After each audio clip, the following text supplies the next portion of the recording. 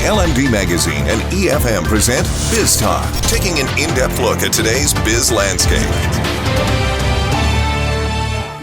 Welcome to another edition of Biztalk. Today we're speaking to Mr. Duane Pierce, the founder of Calorie Counter and managing director of the Frontline Group. Thank you for joining us, Mr. Pierce. What does the Frontline Group do and how does it start? Well, Frontline Group is a sister company of a bigger group that was the First and Forwards Group. And First and Forwards Group came into play around 35 years ago in 1983. So basically they started as a ATL company, and then when we first came out with the offset printers and then branched out into offset printing, and then found that digital printing was the future. So in 2001, our chairman, Mr. Raja, actually thought about going into digital printing, and he bought one of the first few machines in the digital printing area, and we started off Frontline. So that's how Frontline started as a digital printing company, and now within the group we have 4 companies plus a food restaurant within the same group. So that's how Frontline is at the moment. You opened Calorie Counter last year. Could you tell us the story behind its creation? So for me, I'm not a restaurateur at all. I have been in the business field from my small days because I have seen my father going into the company. So I was just walking into the company when I was 2 years, 3 years old. So I have always had a business background to my life. And restaurants were something I only went to eat to. So I'm a big foodie. And because of that, I was always a big mate, a big guy. So I was always called the Bada in school, and so always a big guy. So about 4 years ago, I realized that I was 135 kilos, and I didn't know how I actually looked, because when you look into a mirror as a person, the best looking person is that person in front of you. For you, you're the best looking person. So it was really hard for me to figure out that I had a problem, and that if I was going to take the same path of eating whatever I wanted, not exercising proper, I was going to fall into health trouble, and that's the worst thing you ever want to. So 3 years ago, I realized that I had a problem, and then I just started with doing some workouts, and had short-term goals in these workouts, and thought I should put down some kilos, because I played cricket and rugby in school, so I had the sports background. But when you stop all that, you just bloat up. So then about half an year or a year into this gymming, I found that workout alone is not helping me reduce. So I was reducing certain percentages of my weight, and but not basically where I wanted to go, and not as fast as I wanted to go. Then I realized that food is a very important aspect of your getting healthy, not losing weight. Basically, health is what I was after, getting myself to become a healthier person. Because I started off with a collar size of 18 and a waist size of 48, and I had goals in reducing those sizes and getting fit and looking better. So then I realized, I read a lot into nutrition, what I should eat before a workout, what I should eat after workout, how much of sleep I should get, how much of water I should consume. So all this helped me to actually lose about 25 kilos within about 6 months at the latter stage. So that's when I really realized what getting into a healthier lifestyle meant. Healthier lifestyle is what's important always. So basically, when I was trying to lose weight, I couldn't eat out at all because nothing was healthy at the time. Because even if I wanted to go and have a brown bread sandwich, The brown bread sandwich was full of butter, tuna. If it was a tuna brown bread sandwich, still they'll put a load of mayo into it. So nothing as it was healthy enough. So I had to stick to, basically we had to stick to meals prepared at home. So whatever time after a workout, before a workout, we had to go back to our kitchen and then prepare our own meals. So this I thought was actually a burning need in this country. So I took the risk 2 years ago in 2014 and thought, okay, I'll put my hard-earned savings into a new project, and thought of a business venture. And since I got so much of nutritional background in my weight loss, I had quite a bit of knowledge on what to put out and what not to put out, and from everything I missed out whilst I was trying to lose weight, and still I am. I thought I should come up with a really good outfit to help everyone like-minded like me.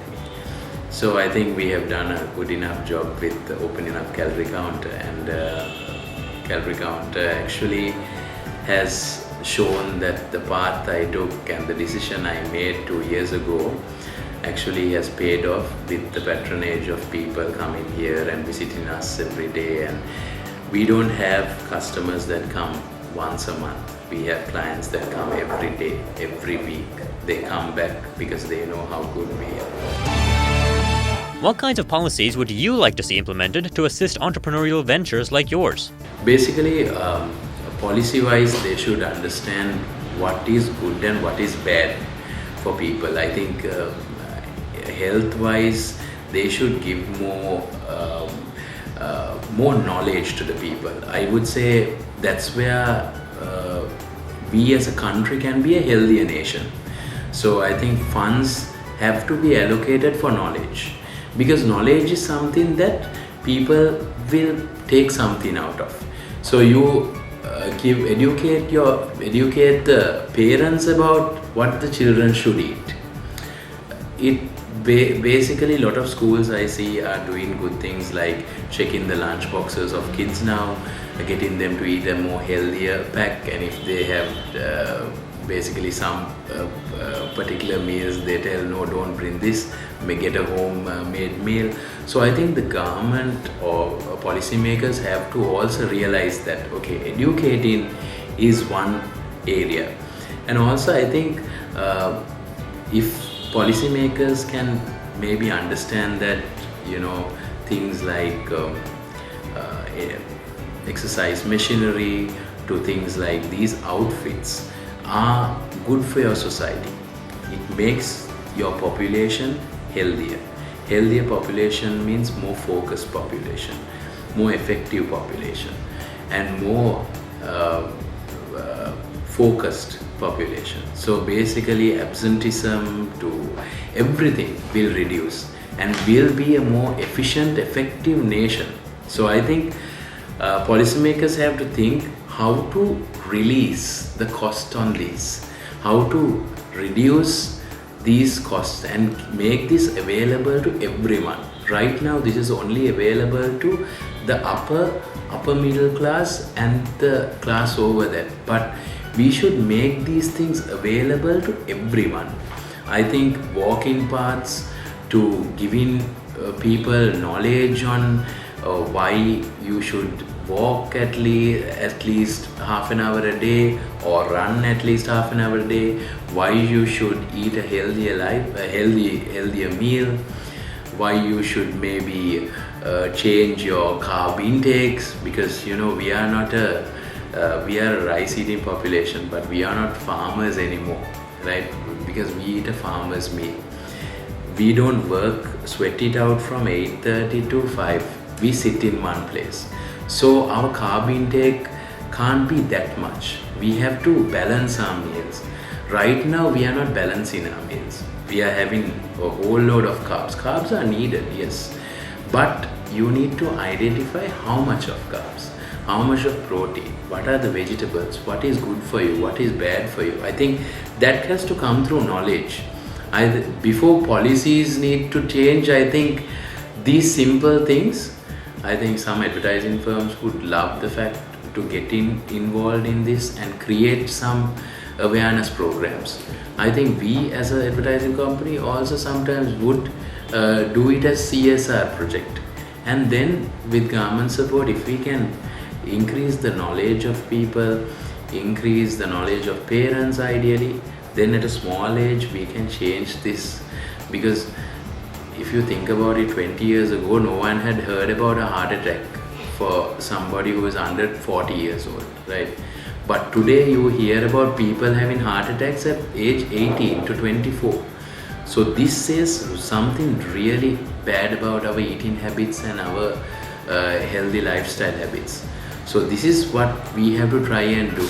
Maybe give them some knowledge on what needs to be done. Simple but effective messages. Final question, Mr. Pires. What are your plans for the next 3 to 5 years, and where do you see the company in such a time?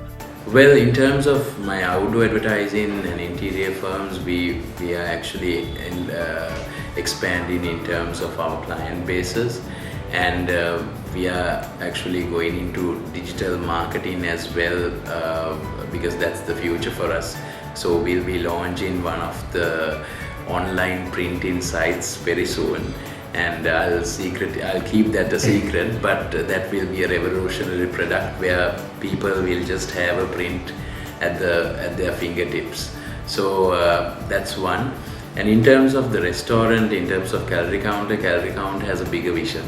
Calorie Counter is a solely Sri Lankan product, even though it has a very international looking standard, but it's a Sri Lankan company.